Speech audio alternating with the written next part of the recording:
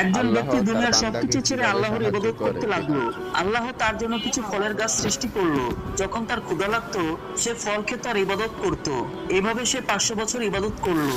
একদিন একজন ফেরেশতা এসে বলল, হে আল্লাহর নেক বান্দা, আল্লাহ তাআলা তার রহমতে তোমাকে জান্নাতে প্রবেশ করাতে চায়। কিন্তু ব্যক্তিটি নরম না হয়ে তার ইবাদতের প্রতি ভরসা করে বলল, আমি 500 বছর ইবাদত করেছি, আমি চাই আমার আমলের উপর জান্নাতে যেতে, আল্লাহর রহমতের উপর না।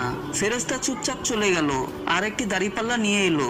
ফেরেশতা পাল্লার এক পাশে ব্যক্তির চোখ রাখলো আর আরেক পাশে তার 500 বছরের আমল রাখলো। তখন আল্লাহর নেয়ামতের চোখ আমলের চেয়ে ভারী হয়ে গেল, নেয়ামতের পাল্লা নিচে নেমে গেল। তখন ফেরেশতা বলল, আল্লাহর রহমত ছাড়া কোনো আমলই জান্নাতের দরজা খুলতে পারবে না। তুমি যদি আরো 500 বছর ইবাদত করো তারপরেও আল্লাহর এক নিয়ামতের হক আদায় করতে পারবে না। এই কথা শুনে নেক বান্দা কাঁদতে লাগলো আর আল্লাহর কাছে দোয়া করলো, হে আল্লাহ, আপনি শুধু আমাকে আপনার রহমতে